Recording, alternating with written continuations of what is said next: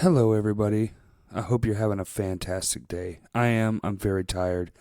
I just had an incredible weekend with the cover show brought to you by this podcast, and it was truly amazing. And I think some thanks are in order.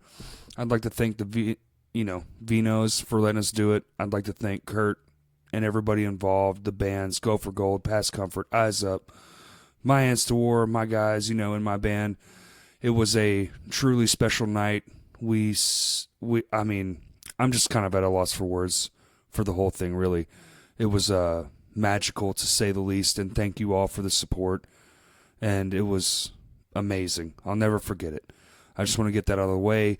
I've only got one show to plug, and that show would be the 6th annual Spa City Metal Fest happening in Hot Springs with Hell Camino, Lame Johnny, Pliskin, Low Spirits, Fred, Zaris, Abimail, Eyes Up, No Remorse, and Mismanage. 10 bands, $10. You literally can't beat it. It's at the Loki Arts Center. It's going to be insane day of just heavy in-your-face music. If that's something you're about, I suggest you show up. Some of the best bands in the state, hands down. They're all going to be putting forth their best efforts. Today's guest is Parker Rognrud. I'm going to let him say it. He says it on the podcast. He told me it, and I'm still messing it up. Parker used to play in bands around here, and he made the move out to Arizona to go to recording school. He now works for iHeartRadio. He's also doing stage work, which I'm a huge fan of. I think everybody in a band should at least work on a stage a time in their life just to get the hang of it.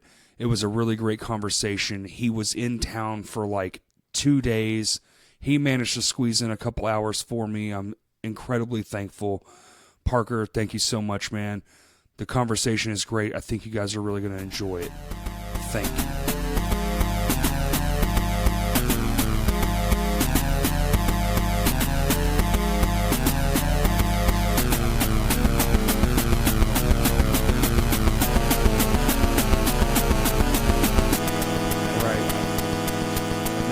All right, just talk into about right here. Check.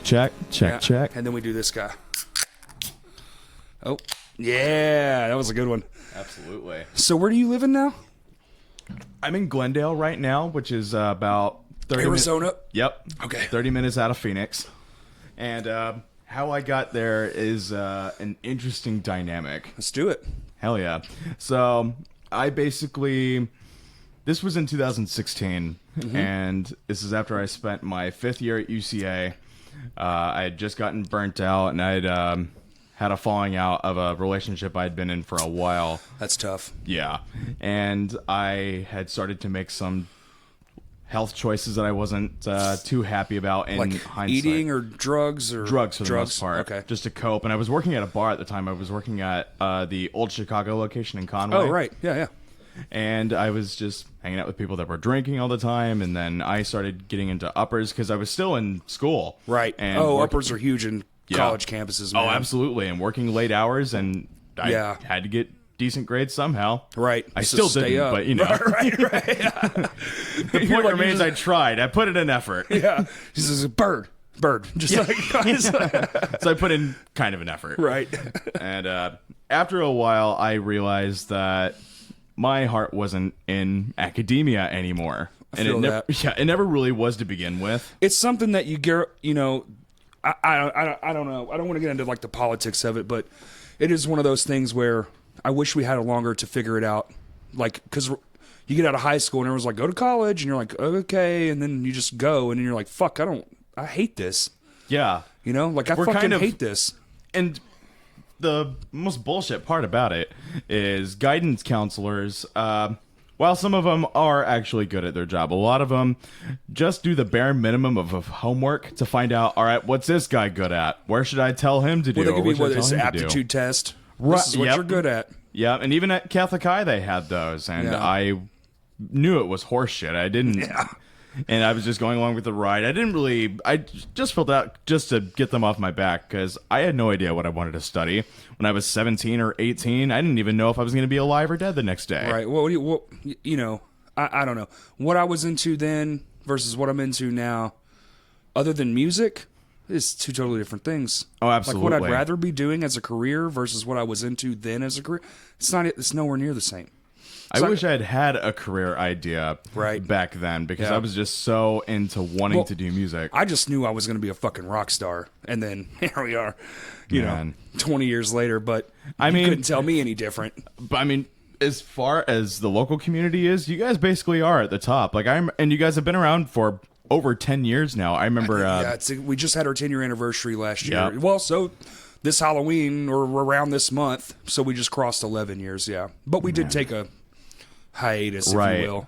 Yeah, I remember that was about like 6 or so years ago, I think. Or that's 7. when it started, yeah. It was like 6 years ago. I remember the time frame's all screwed in my brain. No kidding. Because I've been in so many bands and it's the hard years to keep kind track. of just metal in and they just blur after a while. Right. So you were mingling, doing alcohol and stuff, and then... Yeah, and when the breakup happened, I knew it was bad because I realized after the big, huge fight that she and her other boyfriend and I had gotten into, I remember loading up my dad's pickup because he'd loaned it to me after my car had died. Right. And I was borrowing his truck just to get to and from school and work. I remember loading up his truck, and it was in the rain. I remember getting in the truck, and then lights out. Like, I don't remember anything. The next morning... Whoa. Yeah, the next morning, my dad's truck is in my parents' driveway, the driver's side door open, and I'm just face down in the front yard, and my shirt's missing. And I'm like, how the hell did I get here? Whoa. How did this happen? It's like that song. Yeah. And I ask myself, how did I get here? Yes. I felt very much like David Byrne at that point. Right, yeah. And I started to put the pieces together and like, well, I'm feeling like shit more and more each day. Maybe I shouldn't do this anymore. And my... Do you think it was just a brain blackout? Like you just... Yeah, I probably just blurred that out subjectively, knowing I probably didn't want to remember it. Knowing full well, it's like I shouldn't have driven home, but I knew I did it somehow because I clearly got the truck home. and managed to fall in the yard. Right. Wow. But at least it was in the yard rather than the pavement.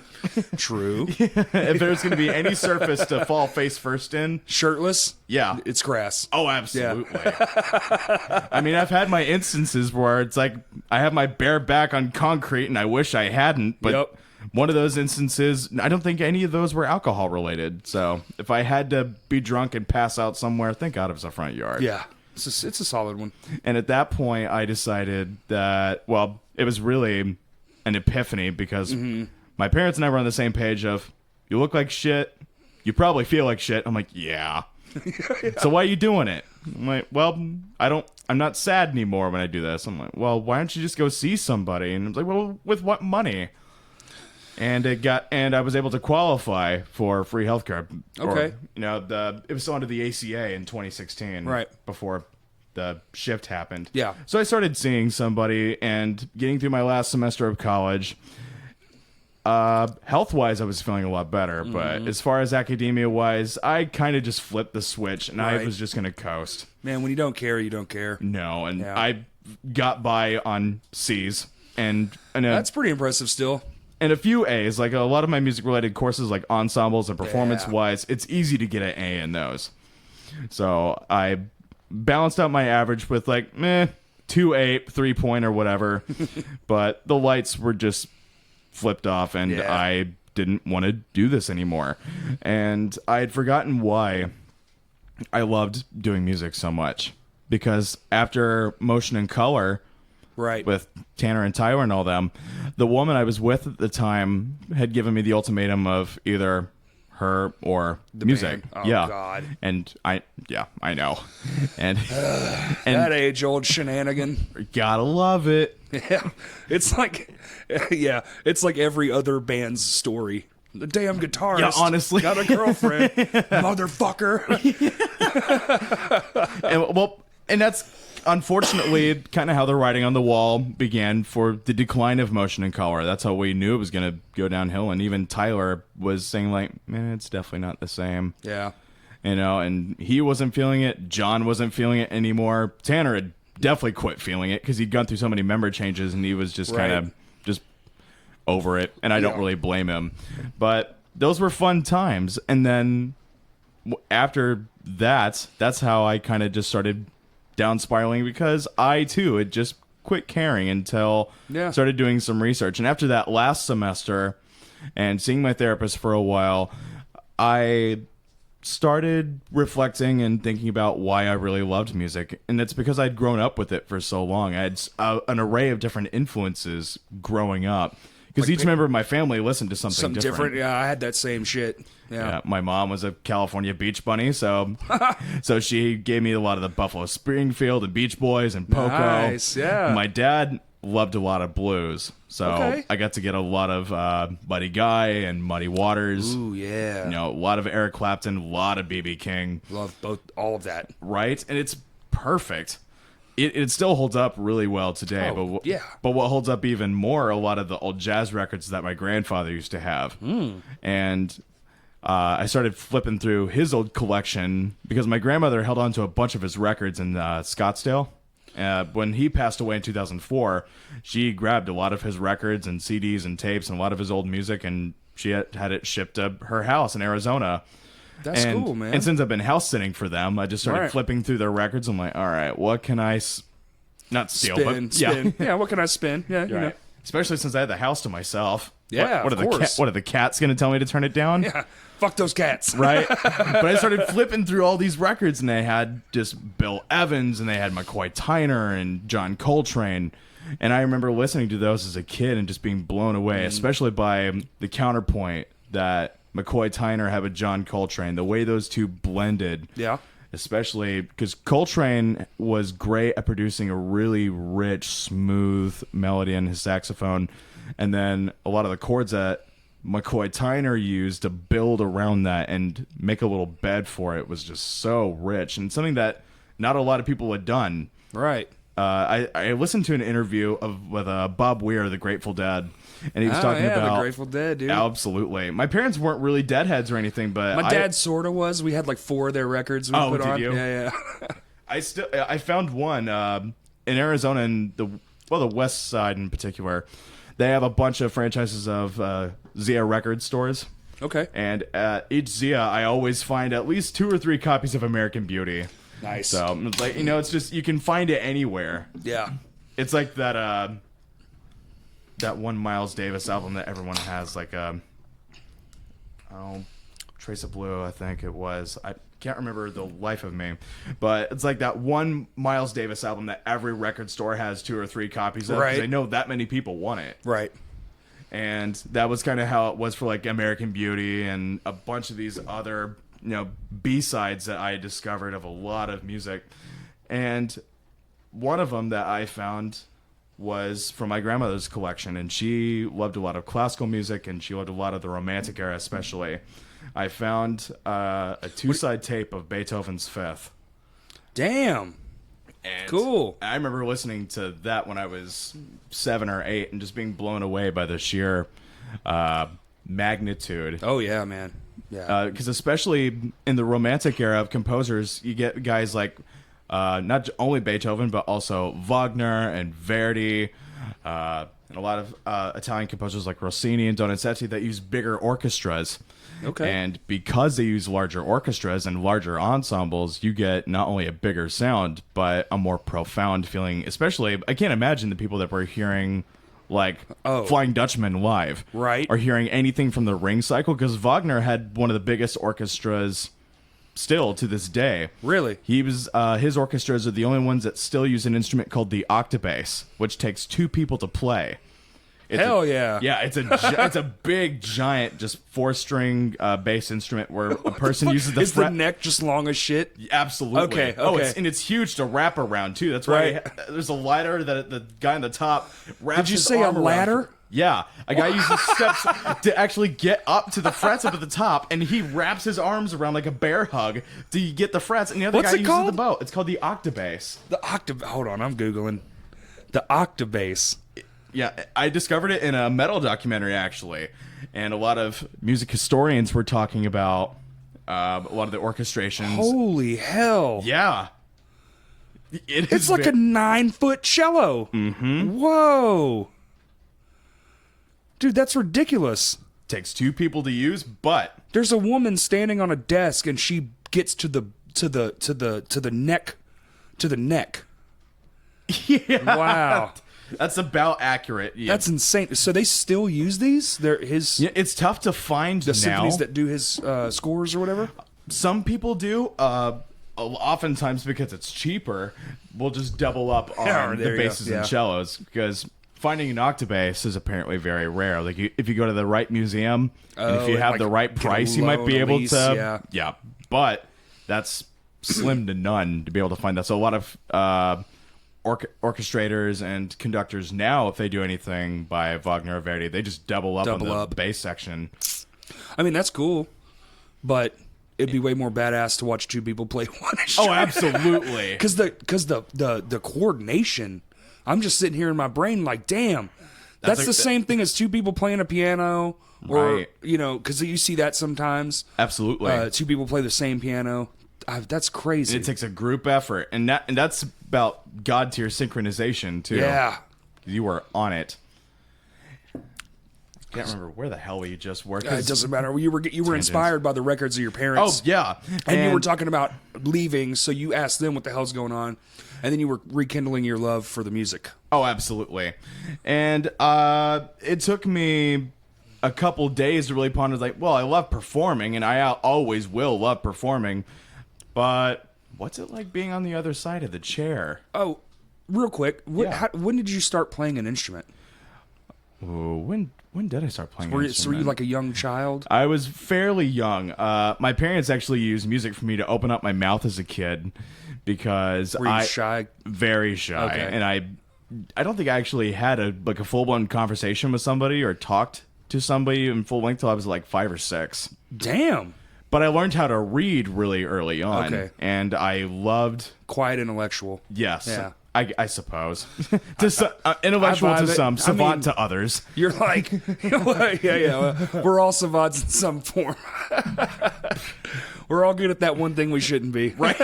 Yeah. Or the one thing, it's like, oh, yeah, that'll just bring us so much money. Right. Yes, that one talent will bring in so much revenue. Yeah, here's $1. And then just do it all over again. So you started young. Okay, cool. Mm-hmm. I envy that. I wish I had started younger, but I just was never. I was a car guy. Oh yeah, kind of not rednecky, but just like more rough around the edges. And you were around a lot of mechanics in your family, I imagine. There was, my uncle was like a truck driver and all, so like it wasn't like anyone was talking about it. My dad and my mom listened to some good shit, but aside from listening to it, I wasn't like, wow, I want to do that too, because like I wasn't like watching it that much. Right. I'm a little older, so like MTV was like a thing, but we didn't really have cable and shit. Raised poor as fuck, so we had like 7-Eleven 2. Right. The 4 channels. Normally, so it wasn't like. I actually got inspired. A friend of mine played at a talent show in like the 9th grade, and that's when I was oh, cool, that's what I want to do. Nice. What did you start with?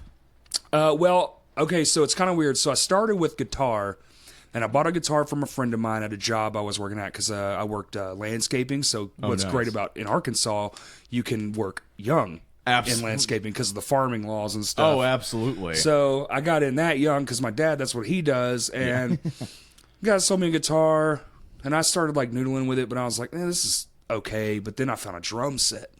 So then I started drumming. Well, then the drum set was fucking piece of shit. Right. It was like a 3-piece. It was haggard as fuck. And you know CB drums from like Walmart? Yes, I do. It was one of those with the fucking the spurs actually go back up in the drum when you tear it down. Oh, that's right. Yeah. And so I had one of those for a hot minute, and then I was like, no. And then so it's like kind of flopping back and forth between the two. And then finally I landed on guitar for the longest time. And then when my first band ever, first official band ever broke up, that's when I went to drums. Like, I want to drum because it was just like so much fun. I had actually learned a few things over the years, like playing guitar in a band. And then I was like, I want to drum now. And then I've been drumming ever since. And my guitar playing kind of took a back seat. I still know like power chords and shit. I mean, that's still more than a lot of people that will try to pick up an instrument and then just go over to another one spur of the moment. And which is unfortunately kind of how it was for piano for me. I was kind of learning both at the same time. Were you? Yeah. Okay. That's how it started for me as well with piano. I started taking piano lessons, I think when I was like 8 or 9. And is that how it started? That's how it started. Okay. My parents knew I could sing because I always sang when I thought nobody was around. Ah, yeah. And they recognized that I had that, and I never really tried to do much with it until a little bit later on. Right. But my sister and I both took piano lessons. When I was 9 and she was 11 was when we started. And then a couple years later, I was just tapping along to songs, and my dad was like, hey, you got a knack for that too? That's cool. Let's see what else you got. But let's focus on this one first. So let's just focus on piano since we're paying for the lessons now. Right. But little to my surprise, that Christmas, I managed to get one of those PV drum sets. Yeah. Nice little 5-piece PV drum sets. Nice. I That remember those. fell apart on me a couple years later. Oh, yeah. And it was covered in duct tape by the next year. Even just to hold the shells together. Yeah, dude, trust me, I've been there. That CV had so much fucking duct tape on it, dude. Right. It It's looked like it was part of the paint job at that point. And dude, I was so fucking broke, like my heads would break and it was like just duct tape them back together. Like I can't afford this shit. No joke. That's how I kept my heads for the first 3 years. Oh yeah. Because I didn't really start working until I was 15 or 16. I was 14, but still, I was in between transition between cars and shit, so I was still spending all my money on like auto parts. Oh, and I had yeah. a race truck, Oh, and wow. every weekend I was doing shit to that while simultaneously like the two lifestyles were kind of like merging and like now I don't work on cars at all. Now I'm like fuck that. I take my oil to the Walmart or whatever the hell. I'm like, I'm not working on nothing. Right. Well, it's kind of how I am as well because the company I'm financing my current car through offers. They do the free oil changes. Yep. So it's like, why spend the $45 and I can get it for free? Every 3,000 miles. So we were at So I'm sorry I segued into your musical career. I didn't really expect much of a frame of any order. I'm terrible at like just being like, oh well, while I'm thinking of it, let me ask you this. Oh yeah. Actually, I should have did this at the top of the key. Okay, your last name. Yes. How do you say it? You disregard the G, and it's Rognrud. Thank God. Yeah. Hear that, everyone? Rognrud. Been saying it wrong this whole time. That's okay. Join the club. Okay. So is everyone else. Well, now at least the people listening who know you, yes, it's Rognrud. Okay, perfect. Yes. Oh, messing with telemarketers is the best. I bet.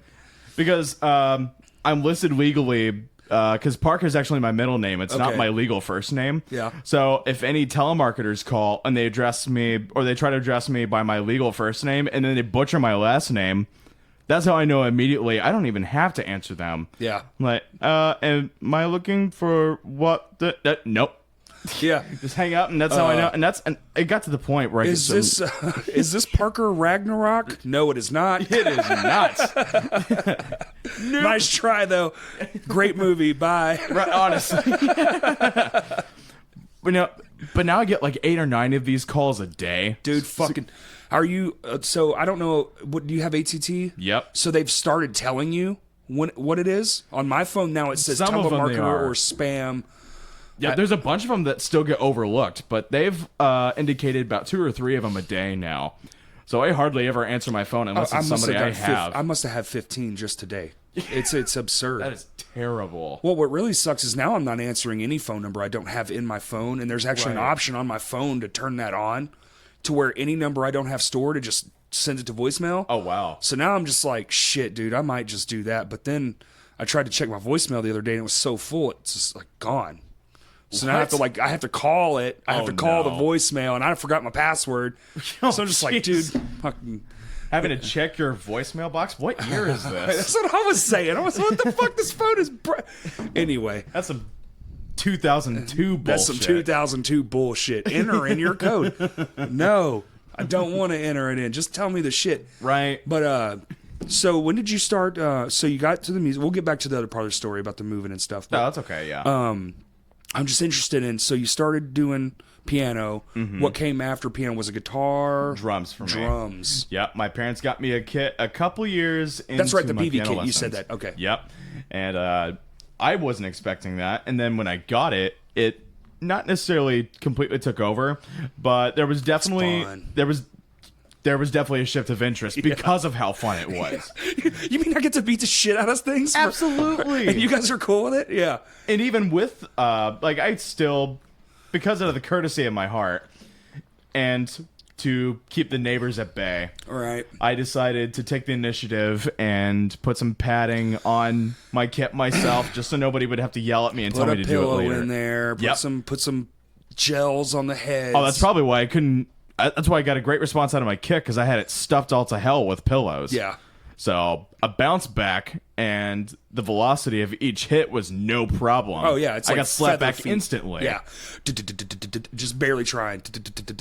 And that's eventually how I got to getting better at double pedal, because I didn't even start using a whole lot of double pedal until this new project that I'm playing drums for now. Because I did a lot of single pedal up to then. I wish I would have, sorta, so I'd be more adventurous. I'm actually doing more single pedal stuff now than I ever have. Oh, nice. So I'm like the opposite. And I kind of wish I would have, but I actually learned how to do double bass on school desks, because everything I listened to was like heavier. That's so it all true. had double bass. So I would sit there and I would tap my fingers, like drumsticks or pens or pencils. Oh, and absolutely. All my classes, I got lucky. The person in front of me was like a friend of mine, so I would sit with my feet on their desk and just. You'd find the right person that wouldn't mind. Yeah, they were like, "No, I like it." And it's like massaging, and I was like, "Cool." So I learned how to double bass on the back of my friends' chairs in high school. Cool. See, that's kind of how I learned to blast beat, and that's how I picked up a lot of my finger technique. You do the. Yep. The fucking 3-finger It's gotten to the point pulse. where I use all three. Use all three? Okay. Yep. I'm still working on that. I've got the pinky and the 2. Doing the 3 is hard for me. It's tough. It's getting easier. It's definitely like deadlifting. You just have to get your reps in, and it does get easier. My ring fingers Muscle memory. Yeah, my ring fingers being a pain in the ass on each side, though. Dude, it's the one that doesn't want to do it. These things are stupid. I don't understand. They're stupid. Like, why? I can flip people off just instant. Go ahead and just both hands. Just you see how shifty it's it a is? chore. It's to a do chore. that. Yeah. Pinky's nothing. Pointer finger nothing. Middle finger nothing. That stupid fucking ring finger. Yeah, it's just good for having a piece of metal around and that's it. It's so stupid. Yeah, and only if you're lucky enough to find the person you want to put the metal around it with. Right. You know? And that's the thing. I dodged a bullet the first time. Sounds like it, man. Well, I mean, we were both. I wasn't necessarily an angel either. Right. There's two sides, right? For of sure. course, there always will be. But I definitely felt like I was getting the short end of the stick, because I had never given up music for anybody before. Because to me, always that was always deal, my first man. love. If that's you, then fuck that. Right. On anything, I don't care what it is. If you're fucking. If your thing is fucking being out in the woods naked hollering at the moon, then that's your thing. If somebody's like, hey, you can't be out in the woods naked hollering at the moon, be like, well, you don't like me then. Yeah. Because that's me. I'm a werewolf. Right. Okay, cool. You're a werewolf. Well, I'm just going to go on my way. You go on your way. It doesn't have to be like, well, you should stop doing that shit. Right. Don't force somebody to stop doing something they love, unless it's like fucking murder or something. Right, that's the thing. I mean, within reason. There are times when Motion and Color did feel like it was a chore, and it did. Hey, man, it gets there. Yeah, and especially with different dynamics, because there were some lots of timing signatures, ups and downs, kind of. Oh yeah, even writing the music was always fun. Right. When it was, especially when Motion and Color first started, when it was he and Tanner, when it was mainly just Tanner and I. Yeah. We had a lot of fun, just the two of us, and then bringing Tyler in was a lot of fun, because I loved playing in 3D Arcade with Tyler Clark. He's one of my favorite drummers to play I like with. old Tyler, man. He's so great. I don't see him around that much, but no, I think he's in Hot Springs or something now. I think. Yeah. I'd love to see him while I'm in town. I'm only in town till Sunday, so we'll see. Thanks for coming by too. I should get that out of the way. I'm glad I got to. It's I know you're here for the minutest of seconds, but I really appreciate making time to do this.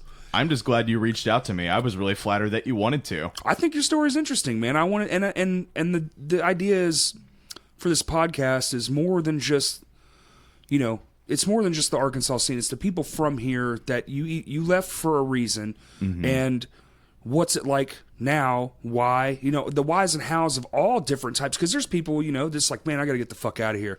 Right. Okay, well, are you sure you need to get the fuck out of here? Or is it just maybe you need to change your mind? Or, there's so many factors into all that stuff. So when I saw you post, like, hey, I'll be in town this day, I was like, he's got a story that needs to be on record. Because you're out there doing it. And then, so there, we can pick up from there. So you were, see, I'm sure you drummed, and then you got in motion color and stuff. Right. And then... And even doing Safe to Shore beforehand was... Right, Safe to Shore, that's right. That's the other one. Right, and that was a rite of passage in itself. Because, like I said, in high school, I didn't give a damn about whether I was going to go to college or... Because I didn't even know if I was going to wake up the next day or not. I used to tell my teachers to literally fuck you. I knew I wasn't going to college, bro. That takes balls. Yeah. That takes balls. Well, I used to bring my guitar to class, man, and they'd be like, you can't have that. I'd be like, fuck you. The hell I can't. Yeah, fuck you, man. This is all I know, man. This is my life. Turn into fucking, what's Keanu Reeves over here? Yeah. No way. Yeah. I'm not putting it nowhere. Sound like Sean Penn's character from Fast Times at Ridgemont High. Yeah. Hey, bud, what's your problem? Hey, man. I was a shitty child, man. I had attitude, bro. Well, especially in high school. I fucking hated being there. I wanted to drop out, and my mom wouldn't let me. It's always the parents getting in the way of our, I impulsive aspirations. I get it. I get it. She wanted her kid to graduate. Like, in hindsight and looking back, it's just like, okay, I see where you were coming from. But, man, I hated that place. Oh, absolutely. And where'd you go? Yeah, I'm right here. I've literally never even seen my high school diploma. Oh, wow, really? The teacher, I didn't even go to my graduation. I went to the principal's office, and he was like, this is a great story, actually. He was like, well, you got to shake my hand. People are going to probably think I'm a dick. I was a dick. But he was like, you got to shake my hand in order to receive your blah, blah, blah. And his name was Mr. Spadoni. And I was like, I don't have to do fucking thing. You give me that, because I stayed the whole time. Right. And then he was like, well, you need to shake my hand. And I reached down and I grabbed that shit out of his hand and I went, fuck you. And I left. Hell yes. I got in my truck and I hauled ass out of there. One, I've never been back. And two, I drove straight from there to my mom's work. I handed it to her in the envelope, and I said, I hope it was worth it. I laid it on her desk, and I left. I've never seen it. Jesus. Never seen it. I've never had to fucking prove that I had it. Wow. Nobody gives a shit. Yeah. High school don't mean shit. Nobody gives a shit. And I've come to realize that more. College gives a fuck, because you got to have it to get to college. But other than that, nobody gives a fuck. If you're out there in trade, which is what I do, have a trade job, they don't care. They don't care. Yeah, oh, you missing 3 fingers? Cool. We don't care. We don't care about nothing, dude. Right. The more applications I've filled out, the more I realize high school really was meaningless. Yeah. I just wasted 4 years of... I can't believe it's still on the application. Right. Like, you actually... You mean to tell me you actually care about where I went to high school 8 years ago? No, yeah, exactly. Don't. I'm 35. I graduated, what was that, like 18 fucking years ago or something? That's dumb. Right. Like, nobody cares. That's a whole human ago. That's honestly, a whole adult ago. Yes, that is an adult ago. Yeah. I'm sorry, dude. That's okay. That's okay. So we'll get back to it. So you're drumming, and then you get into... damn, what was the Safe to Shore? Even before Safe to Shore, my very first band that played shows in the local community... I'm not sure if Luke Eubanks is listening to this, but is with Luke Eubanks, Alec Curry, okay.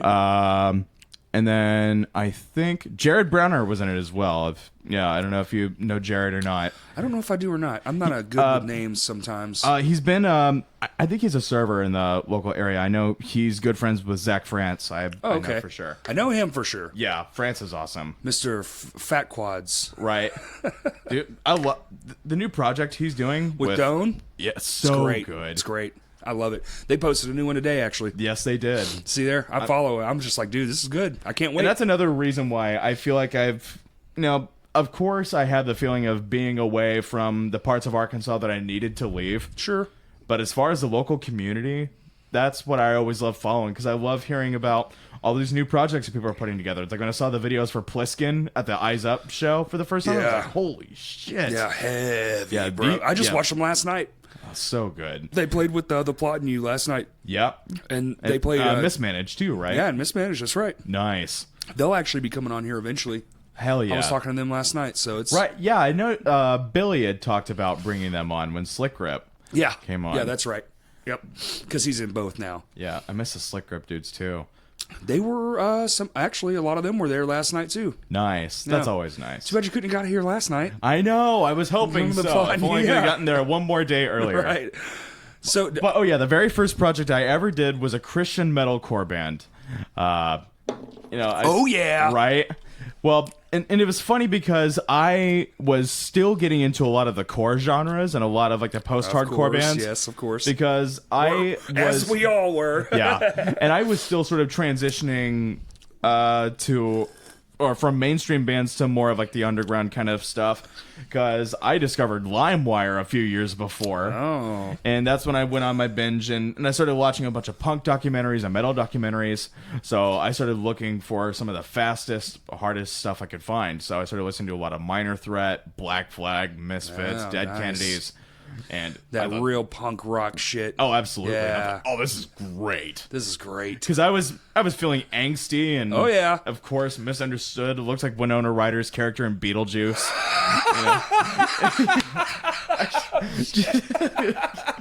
and I was just, and that fit exactly how I felt at the time. Shit. That's some good self-deprecation there, man. That's great. That's my coping mechanism. Yeah, that's good. Ooh, you should be a stand-up comedian. Holy shit. I thought about actually doing some open mics, but I just...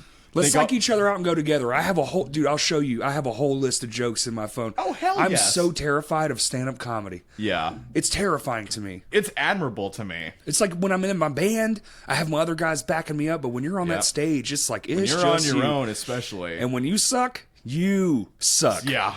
There's no way to really pick that up. Once you fall, you're kind of done. You can either get out of it because you've learned, or you're just going to have to dig that hole deeper to find out how to get out. Right. Which you eventually will, because you can only hit rocks for so long until you realize... You either give up or you get better. Yes. Yeah, with everything. And that's kind of my first step, too, because this first band, not to be confused for the Fallen Dreams, was called For the Fallen, and we were... terrible. Yeah. We were awful. Welcome to the club. Yeah, or not even we as a band, but I especially was difficult. How long was that band a band? Not very long. Not very long. Like, I think from, I joined in the summer of 2008, and I think they ended up breaking up in October of 2008. Oh, shit. It was Not a few long. months, We had a bunch of member changes, because I had switched from drums to keyboards, and then they found another guy they stopped using keyboards, so they found a bunch of different members, and then they kind of just split up to do their own thing, because Jared went off to do Venice with Alec and a couple other people. I actually remember that one. Right, yeah. I loved playing with them, too. Those were like our buds when Safe to Shore was still playing shows, and I remember that band, too. We had to find another easy core band to get along with, so... It's hard now, man. We'll talk about a niche genre. I mean, just doing pop punk with breakdowns was so accessible in 2010, 2011, but now you hardly find it anywhere. Slick Grip's still doing it really well, though, I think. Yeah, they got a little heavier edge to them. Past Comfort, too. They have some screaming parts. They do, like that's true. They get a little bit in that... You can feel like at a set, you're just like, oh, shit, it's tilting. And then but then as soon as you think it's at the... like the fall, like they're about to get like doomcore, and then nope, bring it right back to the pretty shit, which is cool. But and they have that great balance. Yeah, I like those guys. Great sound. So you were a band for your first band. That's relatively nice. My first band technically was a band for 2 weeks. Wow. Yeah. Boy, now that's a track record. Yeah, it was good. Hell we had one song. It was fucking awful. Even our friends, even the guitar player's little brother, whose house, like mom's house we practiced at, in their trailer, was making fun of it. Yeah. Yeah, it's shit. That was a rough 2 weeks. It was a rough 2 weeks. And we practiced like 4 times, too. I know. Yeah. Oof. But after For the Fallen broke up, I was despondent because, when you get kicked out of your first band, or not even if your first band breaks up, but if you get kicked out of a band, when you're at 16, you kind of have the feeling like your world is over. It's like breaking up with a girlfriend. Yeah. Man. It's the worst. Well, what do I do now? And I heard, and then Catholic High, because we had our usual services and we had our Catholic services, we always had a Gregorian chant group, like a Schola Cantorum, as it was called. Like that kind of stuff? Yeah. Oh, shit. And I heard a cacophony of noise coming from one of the hallways one day. And I'm like, what the hell is that? And I see these two wooden double doors that lead to like one of the green rooms that goes out to our auditorium. Okay. And that was where the Schola Cantorum would rehearse.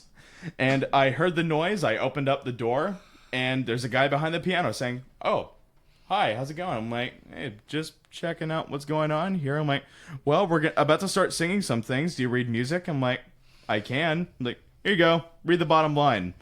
So I said, okay. So I have this sheet of music in front of me. I read the bass line. He says, "Come back here Thursday morning, 7 a.m."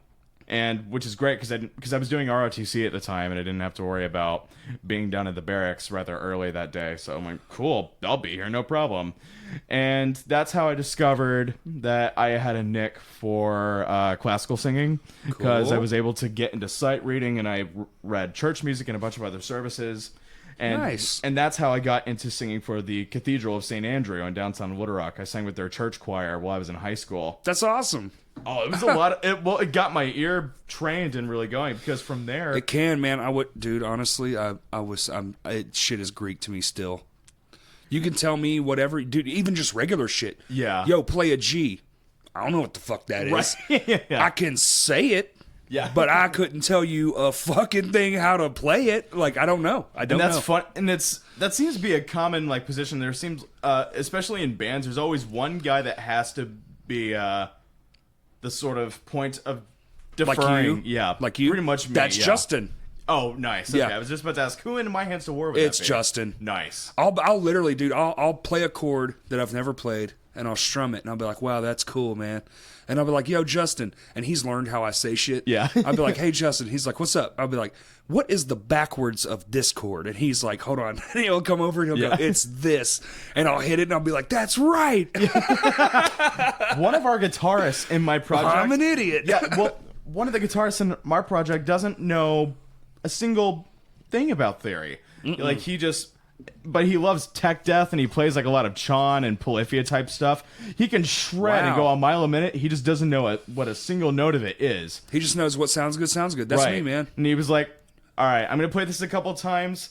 I'm going to need you to document it. So I will listen to him play his lick or this solo 3 or 4 times while I document exactly what each note of that passage is. And it's like, well, it's like a G sharp minor arpeggio leading into like different passageways, and I have to put it all together, because our other guitarist is our main songwriter for the most part, and he kind of knows. Okay, so he gets the vibe from what you put down. Right. And it's basically the intern handing the two bosses his work, and it was like, so did I do good? And then we assess and put it together. I'm like, oh, yeah, here, you got an A, kid. Go on, get out of here. So, write more riffs. Nice. So, and then we end up making some sense out of the mess that we get.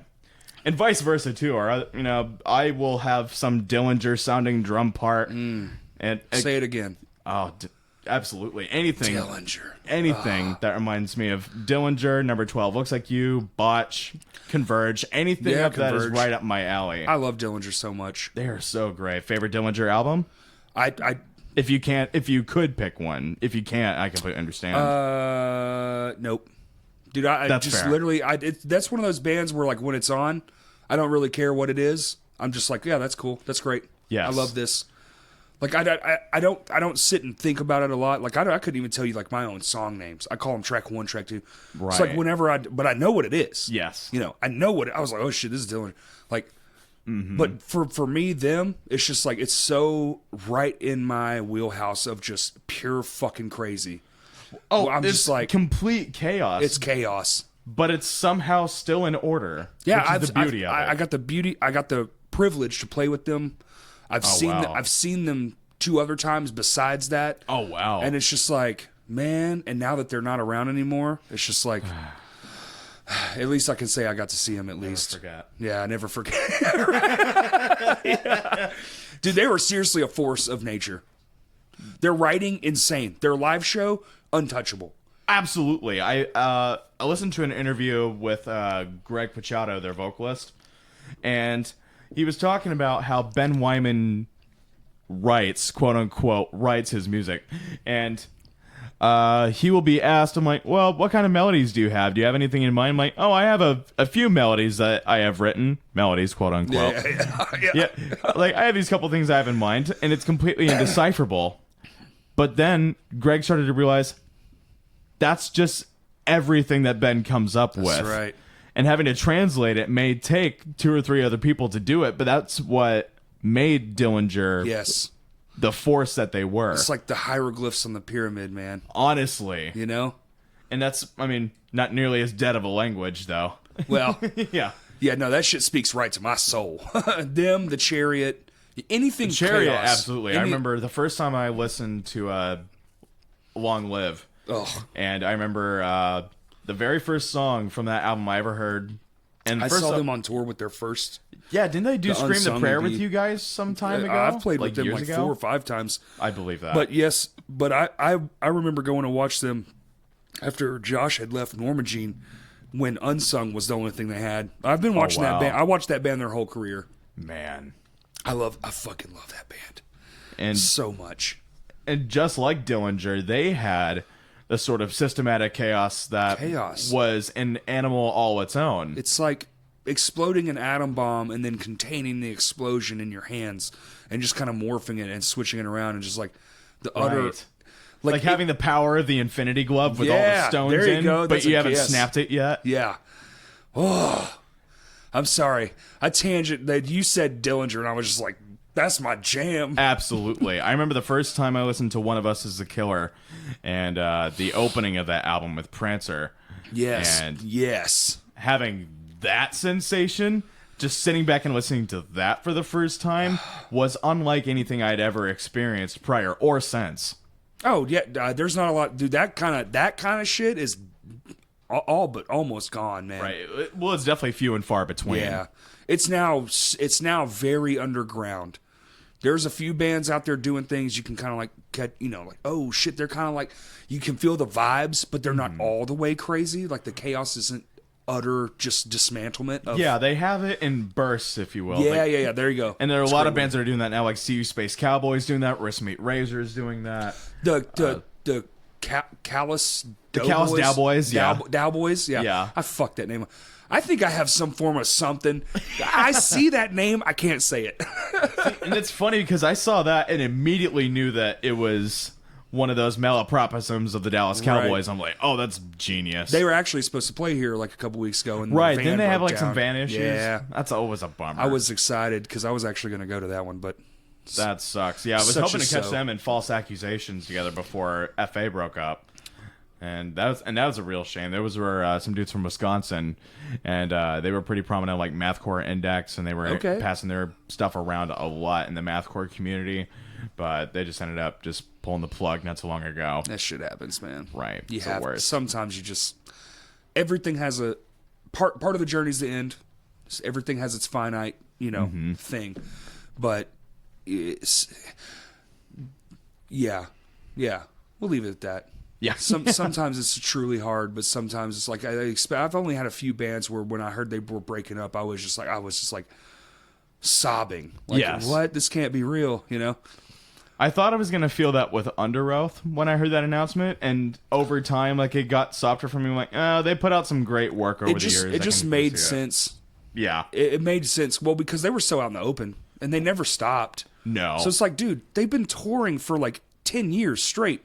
Right. Of course, they'd with be like a burnt month out. off. Of course they would be burnt out. It made sense that they would break up. Absolutely. I'm surprised they hadn't burnt out a few years before. They did. Yeah, the fact that Disambiguation still came out. Because I worked a few shows with them and, like, just like liaison, like that kind of stuff. You just take them places. You can just, man, the ways people, their vernacular, like, you can just tell. Oh, yeah. It's just like the way they say shit, what they say, that kind of thing. You're just like, they don't give a fuck. Not anymore. They hate this. Yeah.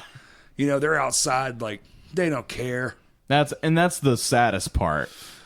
They truly didn't get to, they faded away the first time. And I think that's more the reason to come back when you can burn out this time. Like, next time, they can just be like, get to the peak. Like, they just went on tour with Korn. Yeah. Fucking kudos, sir. Yeah, they're Alice in fucking Chains. Yeah, Alice in Chains and Korn. I went. It was Did you? amazing. Was it? Yeah. Nice. It was fantastic. Of Hell course, yeah. I'd still say Korn was a better band, but I'd agree with you on that one. It's hard to beat. But anyway, I know people are listening to me like, fuck that. But I will shamelessly admit, Korn's still on my bucket list. Listen. I don't have to like a lot of their newer I've stuff, seen but them they like will always Dude, that new album is fantastic. Is it? It is. Give it a try. Hell yeah. Okay. Go check it out. I'll give it a don't think shot. you'll be disappointed. It's weird, but I think it's good weird. Nice. Now the few that they put out when they lost Head and all that stuff, Right. And they got all experimenty. It was a little like, But even that grew even on the me over Skrillex time. shit. Yeah, it's like now it's like, oh, I'll jam this. Yeah. But now, actually, this is the first album they've put out since they've all been a whole again. Where I'm like, yo, I listen to that album. I'm like, fuck this thing. This, what do the kids say? It slaps. Yeah. This shit slaps. It does slap. Yeah. Rightly so. Like, I still put 3 flame emojis near Yeah, there you go. that. Yeah. Commenting anything about that. But, Still gets the flame emojis. Yeah, I think they're gonna do good, man. I think honestly, this next time around, they're gonna like that. They did this record, and then they're gonna tour their asses off. They're getting on these bigger tours. They'll do something, and I feel like that's kind of like their thing. It's like now we can just be like, all right, now we're done. Right. Spencer Now will we're bring done back for real. Sleepwave for a third time around, and then I hope so. I love that first album. that New record took just some dropped. time to grow on me, but when it did, I blared nothing but that album. Oh, I listened to it about front a to back, month. man. The last track is fucking superb. Anybody Yes. listening who thinks go give Sleepwave a listen. Different kind of like little vocal style. The music is stellar, man. It's like 9 Inch Nails meets like modern day like like Swan. I don't want to say Swancore, but I don't know. like He the kind of has riffs. like an old school Seosin kind of feel with the Seosin, vocals. that's it. Yeah, That's it. But still with some really cool industrial work. Yeah. I It's like thought it 9 was Inch really Nails cool. meets Seosin. That's a great one. One of the weirdest billings. Speaking of 9 Inch Nails, it's funny you mentioned this. I just had a friend go hear a post-rock band called Explosions in the Sky. Explosions in the Sky, yeah. Yep, and they opened up for 9 Inch Nails. This was about a year ago, and I was hoping that tour would have been a little bit closer to me because I didn't have the time to get to LA at that time. Yeah, that's a good But I drive. would have loved to have caught that billing. That's a solid show. Yeah. I've never seen 9 Inch Nails, but I've seen a handful. That's one of the ones that I've always eluded me. Right. Well, they have so much mystery to them. Like, Tool was the same way. Hearing Tool live was really cool visually, but it was also kind of mystifying because I didn't really know what to expect. Right. That, and I wasn't sober for the show, so that'll do things for you. But case in point, I still really didn't know what to expect because Maynard James Keenan always is that kind of mysterious, prolific vocalist who doesn't really have that frontman persona. Yeah. Who is the voice of a band, but he doesn't want to be the face of the band. Right. And 9 Inch Nails hits me that same way that Tool kind of did, and Deftones did as well. Deftones my jam, bro. Absolutely. I've Chino seen Moreno is always going to be one of my favorite vocalists. I think I've seen them like 5 times, dude, and they crush every time. Yeah, I've heard them twice. My favorite time hearing them was actually with Code Orange at the Minglewood in Memphis. Hell yeah, dude. And talk about a crazy show. That sounds like a badass show. Yep, that was when Code Orange had just released, they had just released Forever. This was in 2016, and I'd made a trip from Little Rock to the Minglewood, in my dying Nissan Xterra. I'm surprised it made the trip there and back, and it promptly died shortly after. But I As got it should. Right, and I gave it so many kudos because it actually made it to Memphis and back. It made it through the trip, and I didn't think it would. So kudos is really where it's due. But that show was bonkers. Yeah. Because it went straight from, dudes in Timberlands and crew neck sweatshirts flailing their fists and feet. Of course. To a bunch of dudes spewing beer all over the place and chicks raising their tops to White Pony songs. It was Around the Fur, White Pony, Yes. Adrenaline. it all was the a classics. sight. It was a sight to I behold, bet, dude. Yeah. It's like had like the drummer at the wrong gig kind of vibe. Like, wow, this is two totally different things. But what a good show. And it was completely polarizing crowd-wise. Oh, yeah. Because a lot of the core dudes pretty much left after Code Orange, which meant there was that much more room to get even wilder during Deftones. And they started with Rocket Skates off the Diamond Eyes album. They started their show with that, and that's how I knew it was going to be nuts, because the lights went out, and then boom. Nice. Just lights were blaring, people were flying. Hell yeah. And that's how I knew, okay, this is what a real live show energy should be. Yep. Because, you get to, playing Vino's or even at the Village, being up on that stage gave you a cool sense of what it may have been like, but on that perspective, there's nothing like it.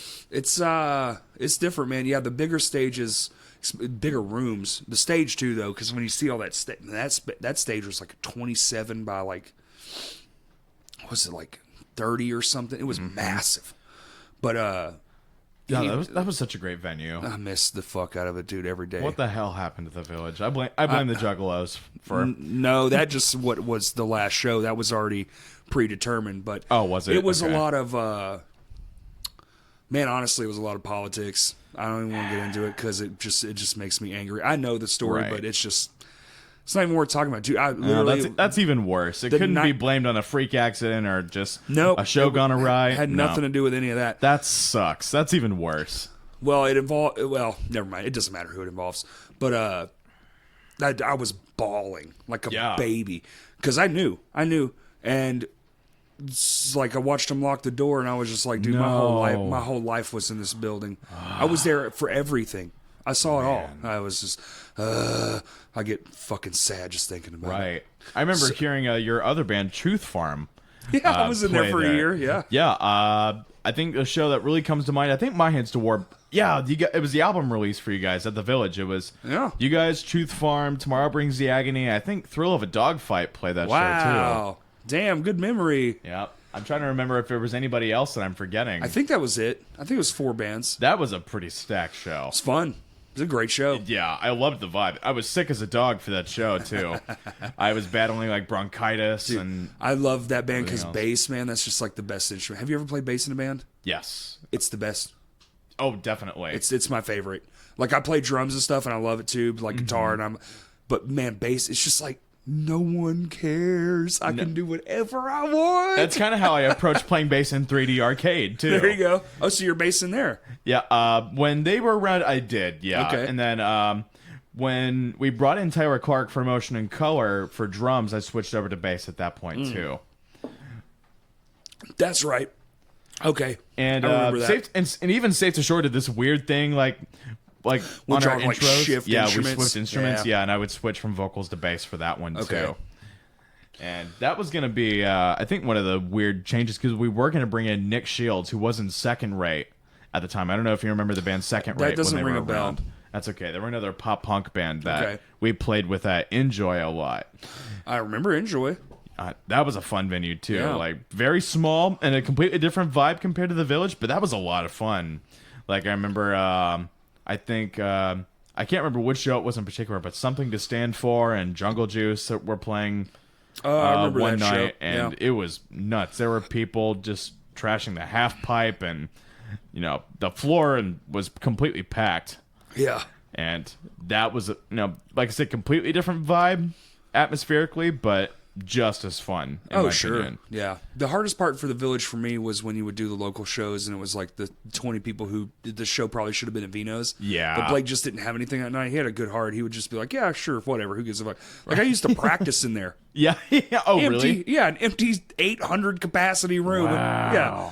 He would just be like, Great practice space. oh, That's ideal. Yeah. I wish it was with the band I gave a shit about still. Oh, really?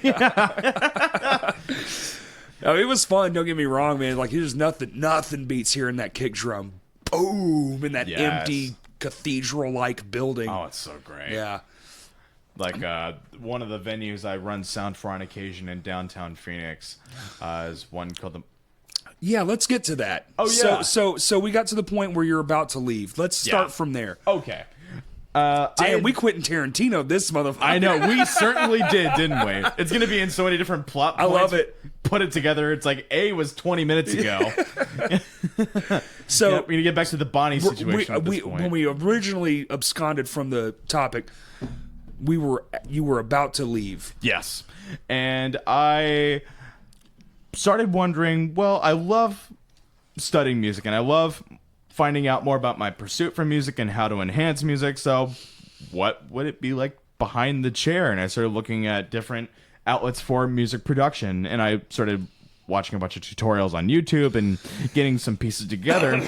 But I thought, well, there's still a lot that I'm not sure about. So let me see if there are any good like recording schools or anything I could probably go to. And I looked at Full Sail. Looked at the tuition. I was like, fuck. What's the one in Texas? The big one. It's not as big as Full Sail, but it's. Damn. I can't remember it in Texas. I know because it's I know in Dallas. Shit, that's I where my can't buddy remember went. either because I know Yeah. Belmont has a really good program for that too. It doesn't matter. A friend of mine went there, but it's in Dallas. It's a nice one. I Oh, very almost went cool. to that one actually. Oh, nice. Yeah. Oh, you were still in Texas at the time. Yep. One thing I'll have to remember about was how you got from Texas to Arkansas. I'd like to ask you about that, but that'll be later. Yeah. But I started browsing schools, saw Full Sail, looked at the tuition amount, and said, nope. It's like $40,000 fucking dollars or some shit. Right, and that's just the online classes Yeah. that you don't get jack from. Now, if you want to do the whole, like they offer the whole package, film, Yeah. music, like you can do it all, but it's staggering. In my opinion, the only way that would be to your advantage is if you were on campus and on location. Because if you try to do all that stuff from online in your house, Yeah, what are you going to use your fucking phone and your Right. half a MacBook with half an interface? Like, what are you going to do? And besides, the professors aren't going to give you jack shit for that. Right. You have to be on site to get the good on-hand connection. And to really get the hands-on connection, you got to be there for it. Yeah, Otherwise, of you're just course. wasting your money. I feel the same. And that's kind of why CRAS, or the Conservatory of Recording Arts and Sciences, stuck out for me because... Now, is that in Arizona? Yes. Okay. And it just happened to be in Gilbert, which is about 20 minutes away from Scottsdale, Arizona, which is where all my family is. Okay. So I made a phone call. I'm like, say I were hypothetically going to be making a huge, tremendous move from Arkansas to Arizona to study a completely different new aspect. And if I were to hypothetically make this move, how much would you charge me to room with you? I asked one of my aunts. She was like, $100 a month. So cool. So I went from working 3 jobs to 4, and I saved up $4,000. And my aunt, she likes to make a drive. Like, she'll always drive from Scottsdale out to Little Rock to be with my family and help out my dad with his family business. Damn. Yeah, she has a Honda Element, and she still packs this thing up and makes the journey. Bless you. Thank you. Yep. Like multiple times. That hurt a my year. back. Oh, yeah. It's one of those that's just so palpable. I didn't want to do it this way because I was like, it's going to get everywhere. That's oh, my God. That's all right. Made my eyes twinge. Right? Mine are getting itchy just from watching you. Right. God. That was a hell of a sneeze. Sorry. Didn't mean to interrupt. That's okay. No problem. So your aunt drives all the way from here to help with your dad's business? Yeah, she makes that drive multiple times a year. I don't know how the hell she does it, but she was... some people like driving, man. Right, and I didn't realize how much I was about to start liking road trips, and so I started making more of them. 2016 was like my year of road trips. Yeah. Because I drove from Little Rock to Manchester, Tennessee to go to Bonnaroo. It would make sense that you would, though, because, I mean, every musician, I feel like touring is part of the deal. So you're like, unless you want to be just a studio project, but I mean, that's a thing now. Yeah, Very common. Right. So, Dudes anyway, just, sorry, ripping into like a, Axe effects in their bedroom. That's it, man. That's all you need is a MacBook and a fucking input. Yeah, it's crazy. and $20,000, Well, I don't know, dude. You can do a lot with these damn computers true. now. These just like plug in. Wow, great. It's crazy to me. I'm not there yet with it. I'm just like, wow, I can't believe that's even possible. You can just plug it in, click a thing, the amp comes up, you dial it in, it sounds guitar. Right. The fake guitar shit is there. Now the fake drum stuff, I'm not sold. MIDI drums are not my favorite. I'm not sold yet. I hate drawing them more, and which is why I can't wait to get the last of my drum mics so I can start tracking all my drum parts, and I don't have to tediously spend 3 hours drawing one 2-bar MIDI drum part. Yeah, and it's like, wow. It's way too tedious. I could have just played this in 4 seconds. Honestly. Yeah. If I just had the good amount of mics, we could have just tracked it. So your aunt's making the trip. Right. Sorry. That's okay. As soon as I got the memo that she would charge only peanuts for me to live with her. That's a pretty good deal. Right. Yeah. I took the opportunity while I could, and I called the administrative department at Crass, got approved, and then that was in June of 2016. Okay. So I decided to start setting up for the fall semester that was going to be coming up. Like so like September? Actually going to be in November. Oh, okay. Crass actually does this cool thing where they have 3-week class periods called cycles, and there's 12 cycles in the program. Oh, cool. So, like every 3 or so cycles, they have a new start date. So, like right, because kids are moving up through the got it. And I decided to set up for start date at the end of the beginning of December. Okay. And I decided to move out at the end of November. So I went from 3 jobs to 4, saved up $4,000. I packed up all my clothes into 2 boxes. Wow. I had my bass gear, my tiny little orange combo bass amp, and my tiny TV. I put them in the back of my aunt's Honda Element. I held on to her dogs that she had and all of her bags, and we made the trip. Turns out she ended up making me do most of the drive, which I... How long is that? Like fucking 12 hours? 15 16 hours? Yep. Damn. And had it been up to me, we wouldn't have stopped for the night. But because she had 2 small dogs, we decided to, we stopped in Amarillo for the night. Yes. And going from Little Rock to Amarillo wasn't too bad. That was a good 8-hour drive. I'd say like 8 or 9, yeah. And then we got up at 4 in the morning. Woo! Made the rest of the drive. Oh, it was beautiful because we got to go through New Mexico right when the sun was coming up over the rocks. Come on, that's cool. Oh, it was beautiful. And making that drive, and I was putting my phone through shuffle, and I was just listening to music while watching the sunrise. Oh, it was beautiful. Hell yeah, dude. And that was something I will always have in my mind. New Mexico's on my bucket list. I've been to Mexico. New Mexico's on my bucket list. I mean, states to go as to. boring as New Mexico is, because it's mainly just... I just want to go in the desert. Yeah. I want to do unnamed things, and I just want to glance into the fucking infinity for a few hours. Which is, it's hypnotizing in a way. Because it's nothing but dead zone and flatland. So unless you have nothing to do... That's all I want. Right. I don't want anything to do. Especially if you're not driving, it's easy to just zone out and just completely detach. Get lost, yeah. Which was great when I wasn't driving and I was able to do that. Otherwise, I can't really do that. Was it shocking to move to Arizona? Like the differences between here and there? I thought it was going to be. It really wasn't. Okay. The culture shock took me a couple days to get used to, but it wasn't going to be, or it wasn't as harsh as I thought it was going to be. I was expecting a complete shift because, especially being from Arkansas, primarily Arkansas, and feeling a bit simple, especially living in Scottsdale, which is kind of like Scottsdale to me is like LA light. I call it Snobsdale. That's pretty good. Just because it's just very ritzy and upscale. The shopping mall, the Fashion Square shopping mall they have, and going down Old Town Scottsdale, it very much looks like LA to me. Okay. Or what LA and Beverly Hills would come off as to a lot of people. Yeah. So that felt very weird. And I started work. The second day I got into Scottsdale, I borrowed my other aunt's car because I was still going to save up the money to buy a car. Sure. And eventually, my 4th day living in Arizona, I finally bought one. But the second day I was in, I realized, well, I need to get a job sooner rather than later. So I got a job in the mall working at the PacSun that they had in their mall. Hell yeah, bro. Oh, my first day was Black Friday. Oh, fuck. Yeah. Oh, my God. It was a nightmare. So Your first day? Very first day on the floor. Why would they start someone? Because they're sadists. This, yeah, that's fucked up, dude. Oh, my God. Not even when I worked at Hot Topic did I endure that much hell. You want to die? And that's how I did on the outside. The inside would come later. Right. Holy shit, Yep, man. being out on the floor at 5 a.m., telling a bunch of, rich white kids, that they want to spend $100 on one sweatshirt. Oh, my God. That's how I felt like a fish out of water, especially Yeah. being in ritzy uptown Scottsdale with the budget of, Pine Bluff. Yeah. I got this at Goodwill. I had no fashion sense. Oh, shit. Yet I had a job working in a fashion store. Go figure.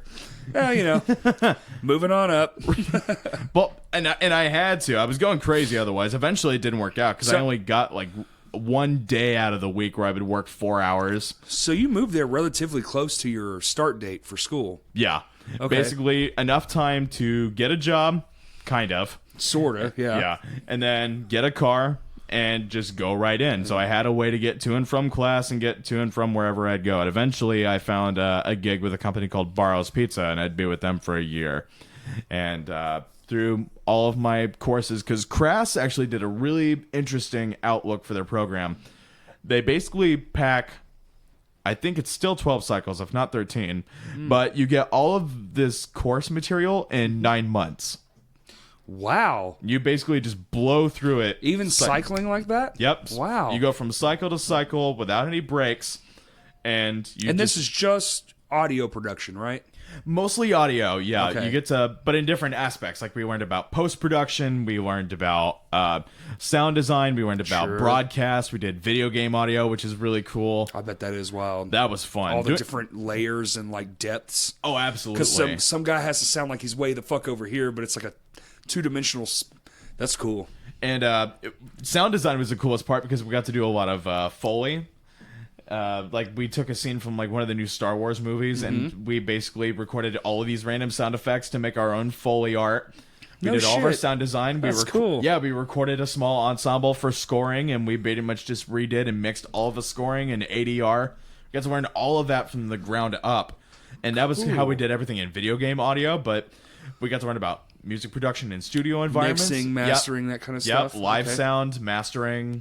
Broadcast was a lot of fun, and that's what initially got me into getting the gig with iHeartRadio. Oh. And that's how I got into doing radio at that point, because I did a lot of extracurricular certifications in the broadcast field. Cool. Because I did broadcast journalism in high school. Yeah. And I had a feeling like, man, if I have to find something to pay my bills, if I could probably get something in the broadcasting world, that'll probably be it. It's not that bad, No. Sit around, fucking mix audio. Oh, and it's do whatever. great. Yeah. Especially for the two stations I work for now, because they're both talk radio stations. Perfect. They're both AM. So all I really have to do is just make sure that the talents sound good on air, make sure that we get out, on time, the legal ID fires, and all of our spots fire, so everybody gets paid and everyone's happy. Boom. And it's an easy job. Hell yeah. So you work at a radio station? Yeah, I work for News Talk 550 KFYI and then Fox Sports 910 in Phoenix. So You have two jobs? Well, that's basically one part-time job, just being spread between two stations, because those two stations are owned by the same program director, or they're managed by the same program director. Okay. So he basically makes a schedule and has me split between there. But I'm getting into engineering for them as well. So that may become a full-time career split between those two part-time ones. Like doing commercials and stuff?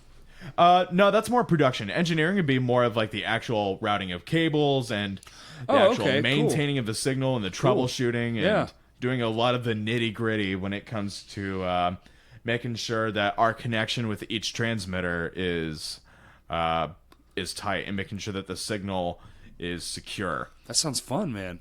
It's a lot of work, but it is a lot of fun. Yeah, And especially I got to go into the rack room one day, and I just saw a heap of cables going to one router, and I started sweating buckets as soon as I saw like this mountain of cables. And I'm like, this connection takes us all the way to where? I'm like, well, it stretches 40 miles across down to Casa Grande. I'm like, holy shit! Wow.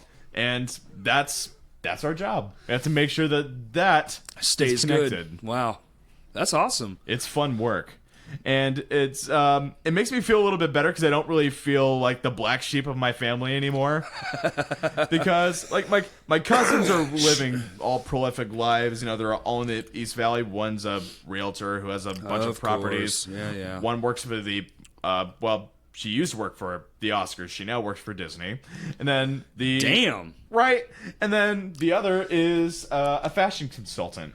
Oh. So I'm like, and then my sister's an RN. That's so, bougie as fuck. right? Yeah. And then my sister's an RN. So I'm like, everybody has these great, respectable jobs, and I'm just still making minimum wage. Hey, whatever, man. Well, and I had to shake off this stigma at first. You and do, yeah. Finally realize, like, look, family's family and all, and they'll say whatever they want, but But are you happy? I am now. Great. That's all that That's all matters. that matters. Yeah. Precisely. Fuck everything. That's all that matters. That's awesome. That's my new mantra. Fuck Yeah. everything. Well, yeah, dude. That's been my mantra forever. So long as I'm happy and I'm not hurting anyone, Right. the Absolutely. fuck gives a shit what I'm doing? Why? Why would you waste your time or your breath? We got shit up. What, you bully? What the fuck? Get the fuck out of here. And That's awesome. And I had spent way too many years letting other people try and direct what's Sure. good for me. Case in point, I didn't want to give up motion and color. I loved playing shows. Are you doing a band now? We are still writing. We haven't played any shows yet, and we're still trying to find a name. But we have about 10 or 11 songs that we're tightening up. And Okay, so jamming out, getting this stuff tight. Okay, yeah, cool. and it's been over a couple of years. One of them's a roommate of mine. The first friend I made while I was out here, there was a Facebook group called Hemisphere, which is how a lot of musicians find networking, and they get in touch that way. And a bunch of people had recommended, because I made a post saying, like, I just arrived in the central Arizona area. Who writes music? And my friend Trent was like, dude, this guy's awesome. Do something with him. Tanner backed me up, and a bunch of people were saying, like, this guy's on the level. Do something. And the first guy to like it and message me, it's what turned in, like, it started off as a 5-minute text message conversation. Sure. Then that turned into a 4-hour phone call talking about life and philosophy and music, especially music. And that was 3 years ago, and then we haven't stopped driving each other crazy since. Nice. That's awesome. And I love actually being able to take the time to write music with people that it's not just a job to be in a band with somebody, and that's the thing. Like, I've been when in it's projects, a job, it's worthless, man. Oh, absolutely, or a gig being a gig. Yeah. Like, I've done a bunch of hired gun situations for cover bands all the time. Sure. Where I'll jump in. I'm not really, going to spend a whole lot of time with these guys, but as I'll long still as they have can fun just with them. give you the sheet music, you probably just like, all right, cool.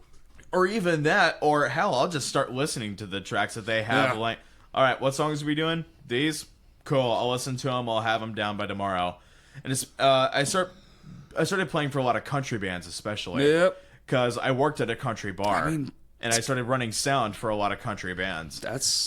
So I got to be really tight-knit with that community. So I said, all right, you're doing these same 7 songs that I heard last night? Yeah. Cool. Yeah. All right, that works. I'll have them ready by tomorrow. And shortly enough, I don't even take my whole kit with me. G. Yeah. E. Hey. Oh, look, they're throwing it out. Spicing it up. Oh, shit. Oh, this Hank Williams song this time. That's refreshing. Wow, Instead that's of the 7 others that I heard last night. This one has a major in it. Yeah. Oh, you mean it's... Oh, you're not doing Kenny Chesney? Wow, I am so... Whoosh. Yeah. That's perfect, dude. Just give me my fucking paycheck. Let's So you've been go. out there for 3 years, huh? A little less than 3 years, yeah. It will be 3 years come November.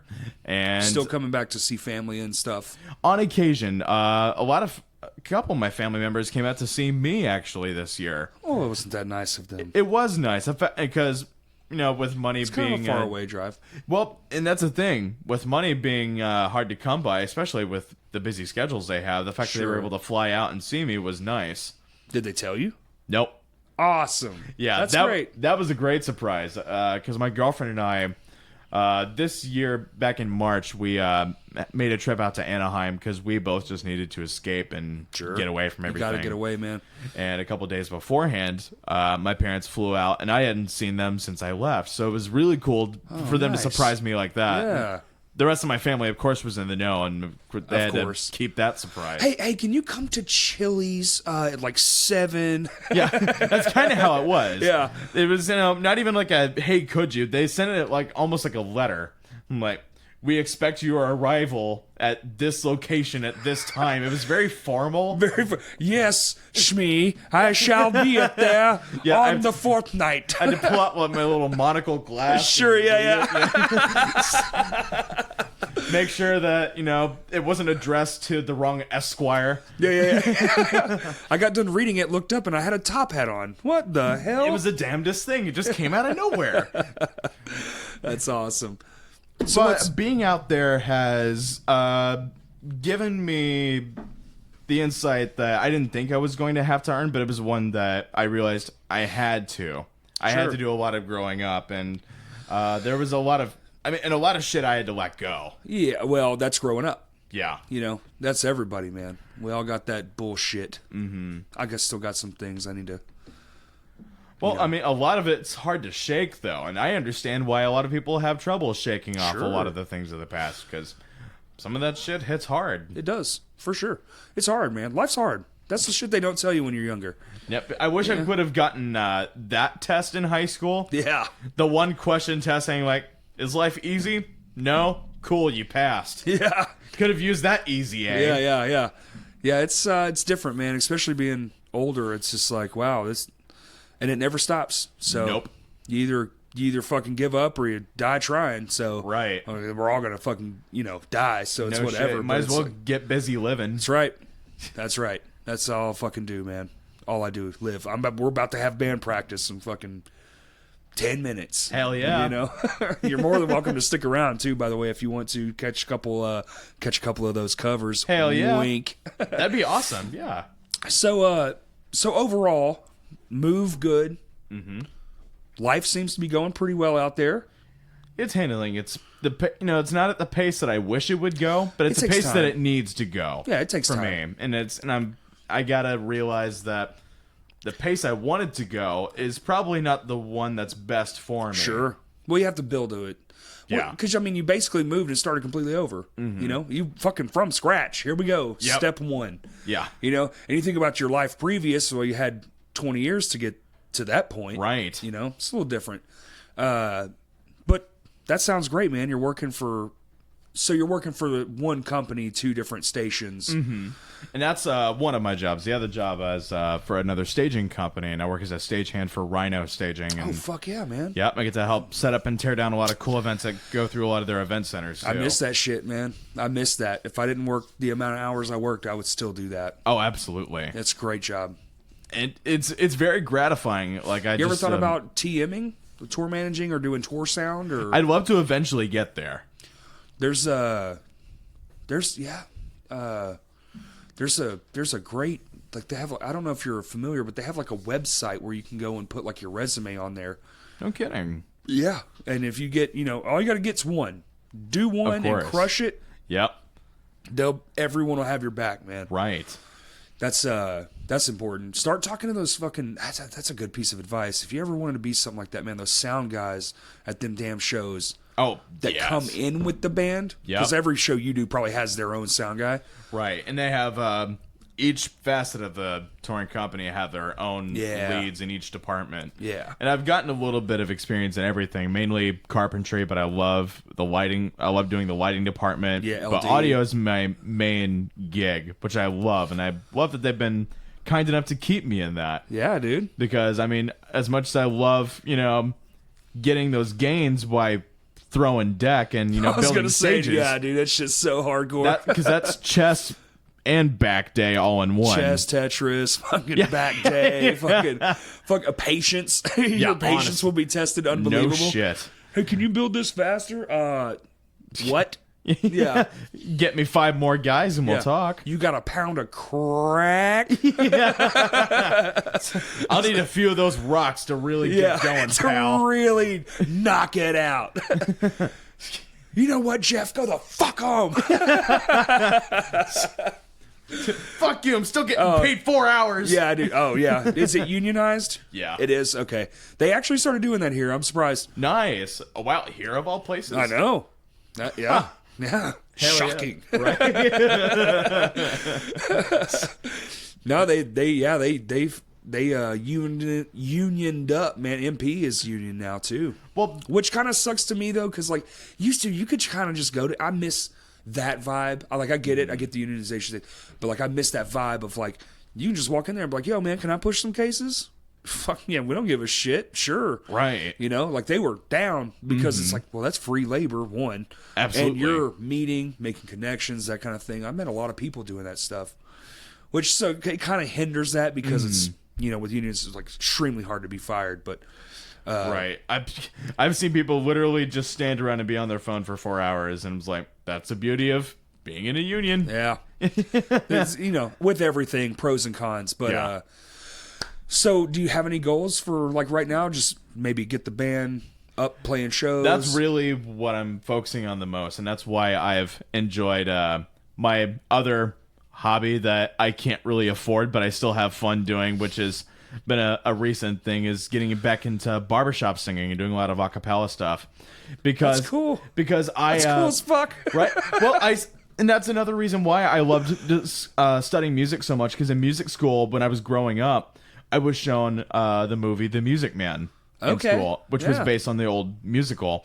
And there's a scene where Robert Preston's character teaches like these 4 teachers that can't get along to get along by singing together. And and it was an actual barbershop quartet of dudes called the Buffalo Bills. They had won like internationals as a quartet in the 60s. Wow. And they had done the production, like all the stage productions and the movie. So, but there's a scene where he gets like these 4 guys to blend well together by singing together and blending as a quartet. Yeah. And the ringing of chords that they made, I had never heard before in my life, and it blew me away. I'd never heard or witnessed anything like that. And I'm like, that's cool. That is cool. Because I got that chill feeling. Like, you know, if you hear a good chord and you... Oh, yeah. You trust me. Yeah, you see the hairs rise. Yep. I had that at 9 years old, and that's how I knew, wow, singing actually really can be a cool thing with more than just yourself. Oh, yeah. And I discovered that more in high school when I started singing with the guys from the Skull When we would get bored with singing all the scripture that we needed to, we would pull out like these old like jazz, you know, numbers and these old jazz charts, and we would just ring chords. And really, with all my choir friends in college, we did the same thing. Just all through vocalizations. Absolutely. Yeah, we would just blend our voices and just try different chord variations, and we'd move out together as a group. I was going to say, like, working with others, too, that has to, like, make it way easier. Being in college brought me to the point where I wasn't just a solo musician anymore. Right. Because I think two kinds of people will say that they're solo musicians.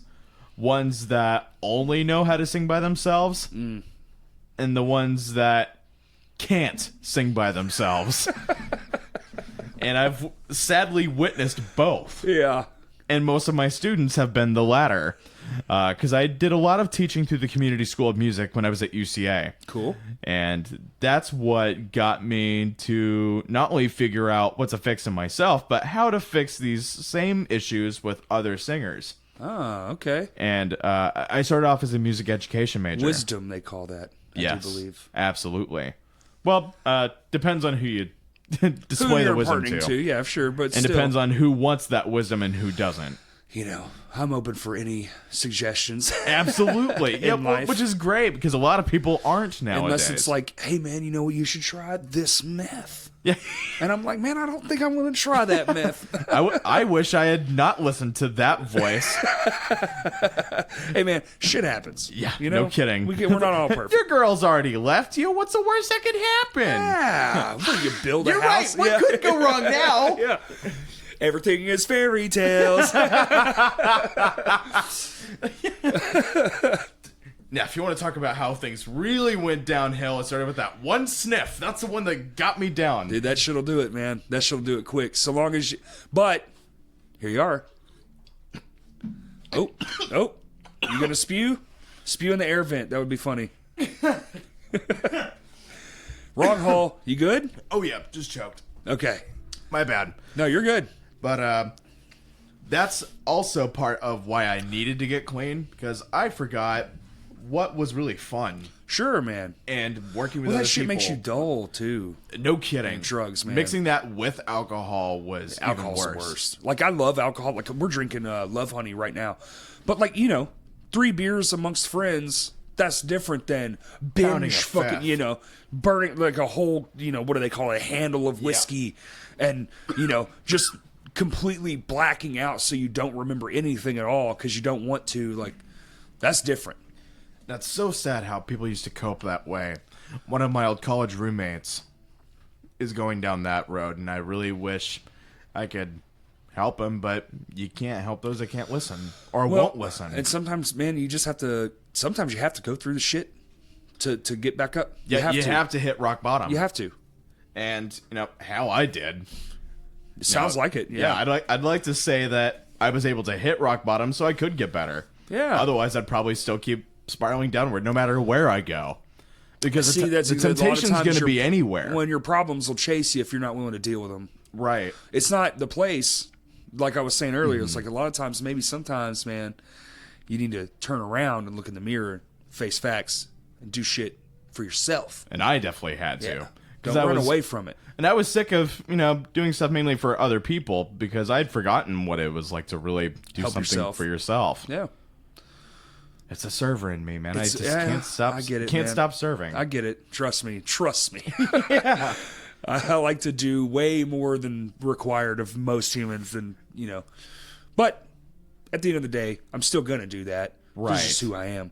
But Yeah. at the same time, I'm as I get older and talk. Doing this podcast too helps a lot. Just being able to say shit in the open and be held accountable for it is great too. Because once this goes out, it's like, well, it's on record now. Yeah. Because if I say something too fucked up, someone's gonna hit the record button. Yep. And you have to own that shit. So it's just Right. like, well, and that's good too. It keeps you In check. keeps you in check, keeps you on your feet. Unless you pull like a Don Imus or something, but or a host of other people who can just say whatever. And or then like, just, you can't, be They like just don't care. pulling Anthony Cumia and just go on a tirade on Twitter. Yeah. No, Twitter is a garbage fire of shit. It's a cesspool. And I still have one, so I'm just like, I don't think I've been able to check my Twitter. I think, I don't even remember on my login info. But I'm afraid to look at it. Yeah. Because I haven't checked it in about 5 years, and good Lord. I don't want to go down that cringe fest. it, Add another 5 or 10 gray hairs. yeah. Well, the kids don't like it anymore. Let me see. Well, that's kind of how it goes. When the trending topics update literally multiple times a day. Oh, you can do it like Yeah, every like- 20 minutes or something like that. Yeah, and the top 10 will completely change in that 20 I minute think it's time like top span. 20 now or something. Wow. And it's even more like just in your face, and I'm just like, oh god. And I find myself like on it, and then I'm like, what am I doing? And I'll turn the phone off and set it down and go do something else. And Jesus Christ, I'm like sucked into this thing like a fucking vacuum. I can't get away from it. And then I'll be out here later like recording shit, doing film stuff, with the phone because that's all I got. But use what you got. Yeah. So cool. You're writing songs. Yes. Maybe are y'all planning on being a venue band? Are you going to? That's our goal. We just need to find. We're just trying to find the right members to help us fulfill what it is we're looking for. But in the course. meantime, we are just keeping our instrumentals tight and focusing on writing the most challenging music we can come up with. Cool. I like to hear that. Is it what if you had to put a genre on it?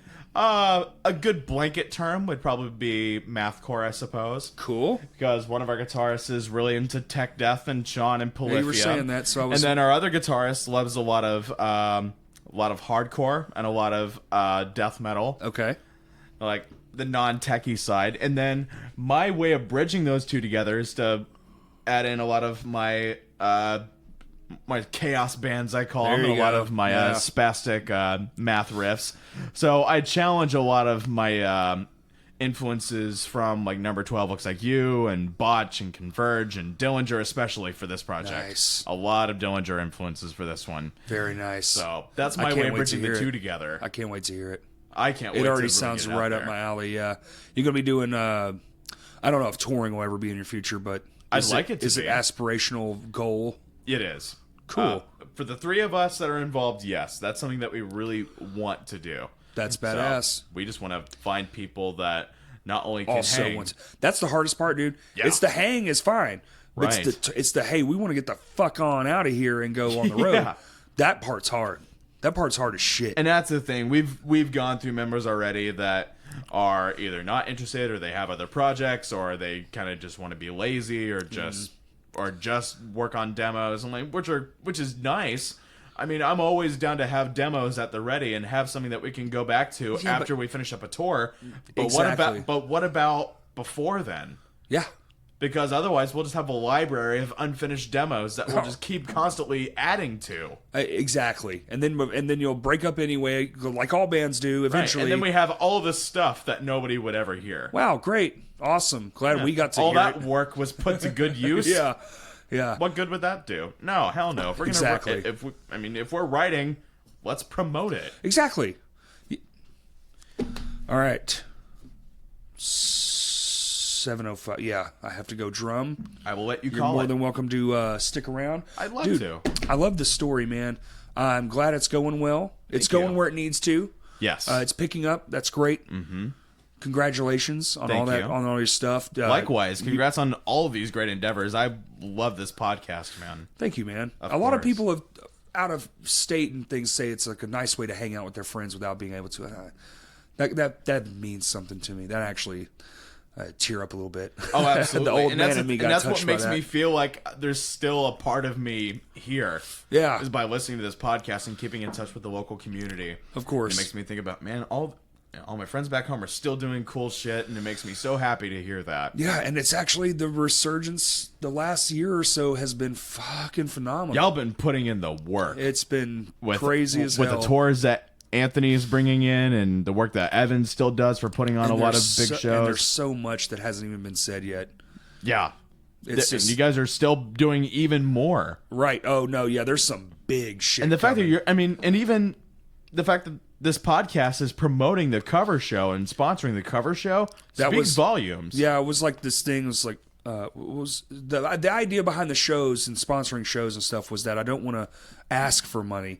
So if I do the footwork, which is basically work, if I work for it and charge a ticket for a fee to a thing that I worked for, I feel more justified in taking that dollar. Right. I get the Patreons and the Cash Me apps and all that stuff, but I'm kind of old school in that way where it's like if I didn't earn it, I kind of just don't want it.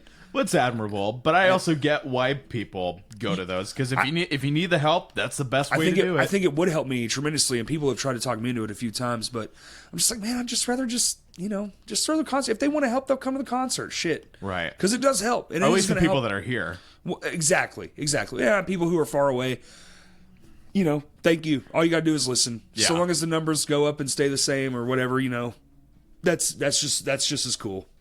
Because the numbers are what you can use later on to push forward towards bigger and better things. Just, same as a band having a like on a Facebook page. Right. The more likes you get, that's how you're going to get more coverage. Right. So, your band doesn't have a name yet. I was going to say plug your shit, but... When we go public, you'll know. Okay. And until then, they can find you where? They can... a lot of my work is going to be through my own public Facebook page until I get something going. Okay. So anybody that's friends with me on Facebook, you know where to look. There you go. All right. And I'm on all the bullshit. Crashcast Pod, Twitter, Crashcast Pod 1. The number, don't spell it out. And is that it? You good? I am more than happy to hear what you guys have for sure. I'm excited just for that more than anything. All right, cool. Let's go jam. All right, everybody. Thank you for listening.